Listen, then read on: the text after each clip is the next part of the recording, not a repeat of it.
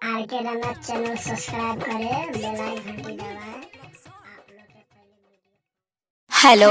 हाँ हेलो, का करता रू हो? आई बालवा क्या खौराइल बा? और राजे में से कौन हकरा बहनी के कहाँ के हो? केहू ना हो, हम आनर है नंजैया खानी मारे लगे अभी।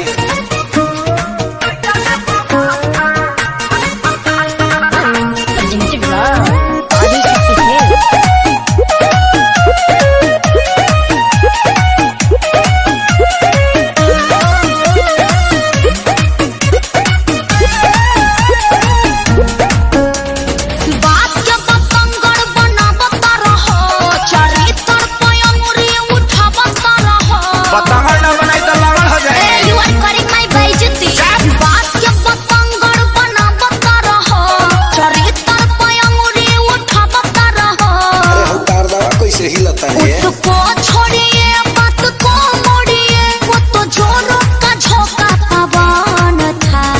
रजाई में गैस बना दिया था, जानो कोई नहीं था। जो निकलल हतन बड़े रहा का मेरे भैया का फ्रेंड था। ओ सी बुझतरी।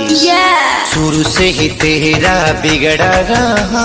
हाय भैया माजी, सच्ची सच्ची बता दे कि रजाई में कौन था। शुरू से ही तेरा बिगड़ा रहा था। सच्ची बता दे कि रजाइया में कौन था। मेरे भैया का फ्रेंड था। बुढ़वा कोई हतर मारा ना भी जाने जाने दोनों जाए दिया ओकरा के खाए दे।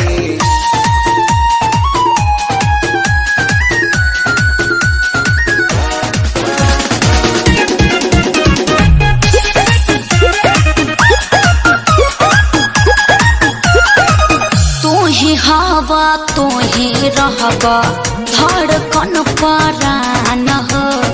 ऐसे जाने कर सैया से नूर के अपमान हो। यू आर वेरी गंदा।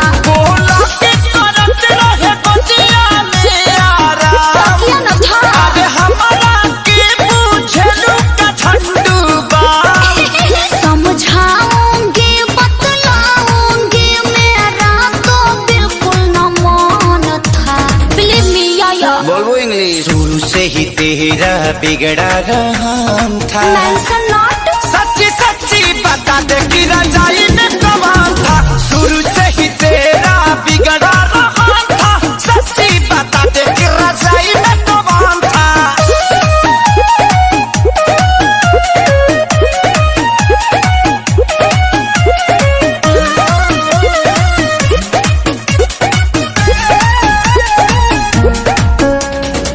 बिना जनले बिना सुनले आहे पकर ये धर तार।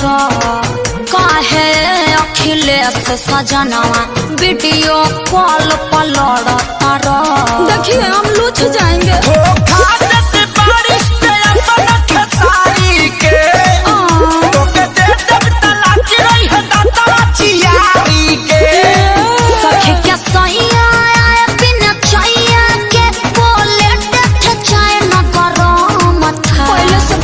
लेकिन गरम नहीं था। तुमको समझाना पति का धर्म था। So cute। अभी मैंने जाना रजाई में कौन था। तुमको समझाना पति का धर्म था। अभी मैंने जाना रजाई में कौन था। अरे रैंडम मचा के बजावा लो, का फेर में पड़ल बड़ा। अब रजाई नॉट अलाउड। अगला महीना से पूरा प्रसूत आदमी बन जाएगा।